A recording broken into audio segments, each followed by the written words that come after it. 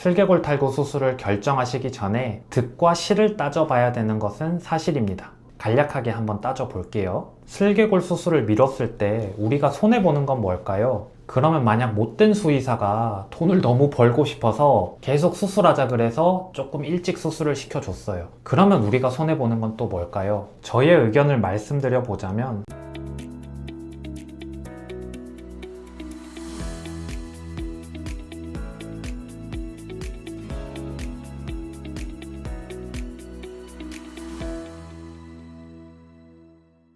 안녕하세요. 반암동물의료센터 임휘민 대표 원장입니다. 오늘은 슬개골 수술 꼭 해야 하나요? 2탄 준비해 봤습니다. 이 부분은 저도 정말 고민 많이 했었던 부분이라 꼭 한번 같이 다뤄보고 싶었습니다.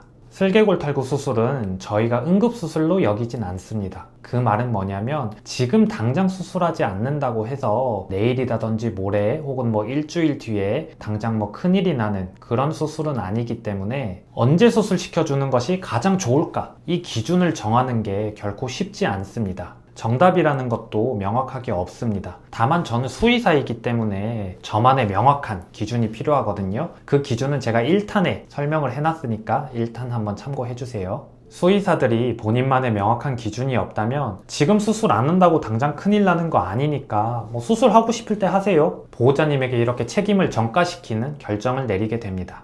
보통 슬개골 탈구 진단을 받으면 병원 한 군데만 가는 것이 아닌 두세 군데를 방문하시게 되는데 이때 어떤 어려움을 많이 겪으시냐면 한 병원은 수술을 안 해도 된다 그러고 한 병원은 수술을 해줘야 된다 그러고 이렇게 말이 엇갈리게 된다면 보호자님들은 당연히 수술 안 해도 된다 라고 하는 병원에 마음이 갈 수밖에 없습니다. 수술 안 해도 된다고 하시는 원장님은 양심적이신 분이고 수술을 해야 된다라고 말씀하시는 분은 비양심적인 과잉진료를 하는 이런 분으로 착각하시기 쉬운데 보통 절대 그렇지는 않습니다. 어쩌면 반대로 수술을 안 해도 된다라고 하시는 원장님이 본인이 잘 하지 못하는 수술이어서 다른 병원에 환자를 뺏기기 싫다든지 아니면 슬개골 탈구 수술에 대한 이해도가 많이 낮으신 분일지도 몰라요. 저의 의견을 말씀드려 보자면 슬개골 탈구 수술은 지금 당장 급한 수술은 아니지만 예방적인 수술이기도 합니다. 우리 예방이라는 건 어떤 뜻이죠? 더 큰일 나기 전에 미리 대처해 주는 거를 우리는 예방이라고 해요. 다른 영상에서도 말씀드렸지만 슬개골 탈구는 결국 점점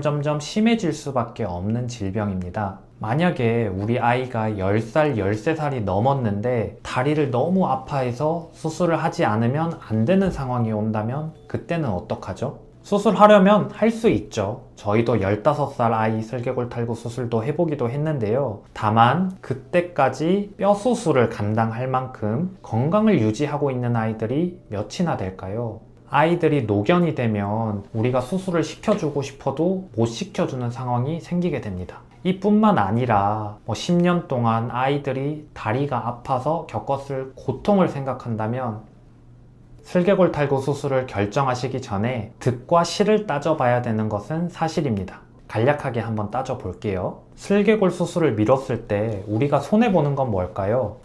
아이들이 산책하면서 계속해서 느꼈을 고통, 그러고 나이가 들었을 때 꼭 해주고 싶어도 못 해주는 상황 정도일 것 같아요. 그러면 만약 못된 수의사가 돈을 너무 벌고 싶어서 계속 수술하자 그래서 조금 일찍 수술을 시켜줬어요. 그러면 우리가 손해보는 건 또 뭘까요? 약간 사기당한 느낌? 그 정도일 것 같아요. 아마도 제 영상을 보고 계신 분들이라면 아이들이 아픈 것보다 차라리 내가 아팠으면 하는 마음이신 분들일 것 같습니다. 앞서 말씀드렸다시피 슬개골 탈구 수술은 지금 당장 하지 않으면 큰일 나는 수술은 아닙니다. 다만 예방적인 수술이기도 하기 때문에 한쪽 말만 너무 믿고 성급하게 결정하지 마시고 여러 군데 다녀보시면서 원장님과 충분히 상담 받아보시고 결정해 주셨으면 좋겠습니다.